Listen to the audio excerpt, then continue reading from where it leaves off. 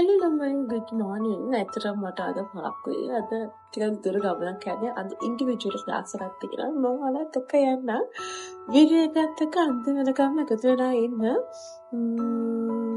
බලන්න අන්තිම වෙනකම් මොකද වෙන්නේ. හලෝ ළමයි, වෙල්කම් ටු යශීරා YouTube channel. ඔය මගේ channel එකට අලුතින් එකතු වෙන කෙනෙක් නම් channel එක subscribe කරලා like කරලා share කරන්න. අද ඔයාලා thumbnail එකෙන්ම දකින්න ඇති අද මොකද්ද මම මේ vlog එකෙන් අරගෙන එන්නේ කියලා. අද ඇත්තටම මේ vlog එකේ තියෙන්නේ මම මගේ media classes A levels media classes professionally පටන් ගත්තා.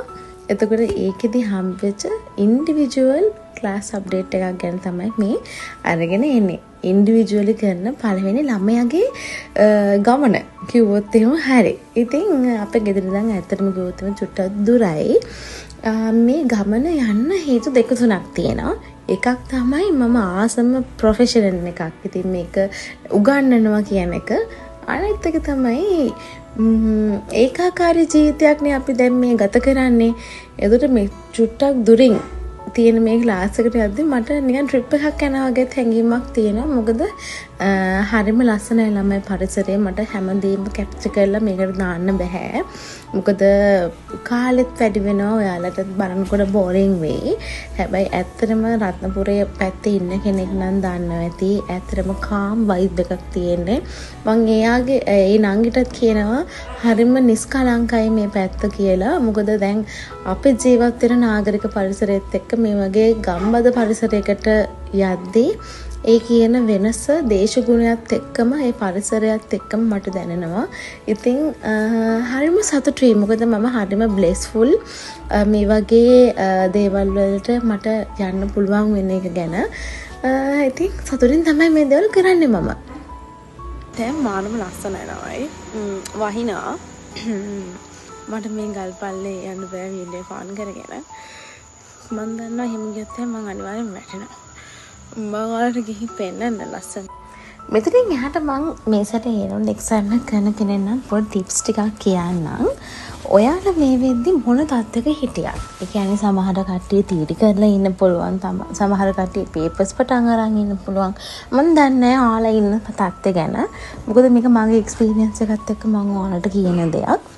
ඔයාලා මොන තත්ත්වයක හිටියත් දැන් තියෙන්නේ අන්තිම මාස දෙක වගේ කාලේ තමයි මේ යන්නේ.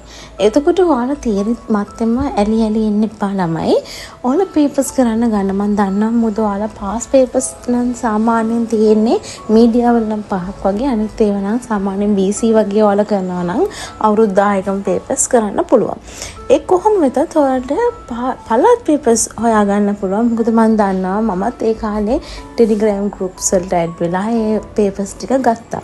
ඉතින් අනිවාර්යයෙන්ම ඔයාලට මේ පේපර්ස් අරගෙන ඔයාලට එවලේට හම්බ වෙන ප්‍රශ්නේ ඔයාලා හොඳට තේරුම් ගන්න. දැන් ඔයාලම බලලා MCQ ටිකක් කරනවා නම් ආන්සර් ෂීට් එකක් අරගෙන ඔයාලම ටික් කරගන්නවනේ.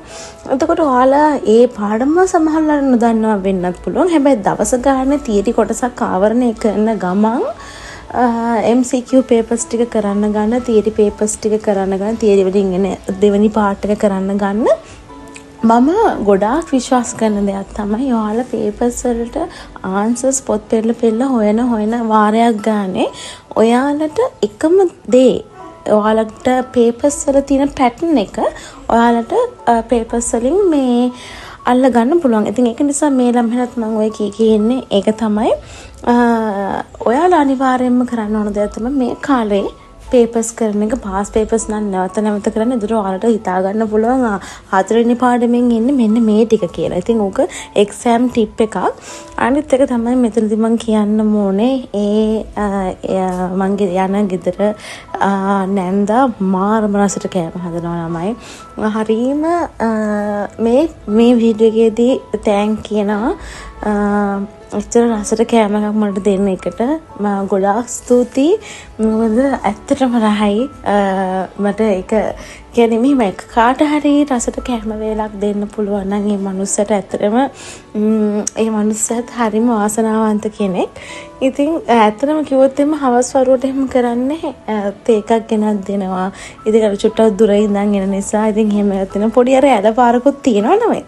ඒවා මට vlog කරන්න බෑ ඇත්තට. මොකද ඔය පාරක ගිහිල්ලා වැටුනොත් එහෙම ෆෝන් එකත් වැටෙනවා. ඒක නිසා අදට උච්චරයි. ඊළඟ සැරේ තව ටිප් එකක් එක vlog එකක් අරන් එන්නම්. ඉතින් එකතු වෙලා ඉන්න මාත් එක්ක. එහෙනම් හැමෝටම සුබ දවසක්.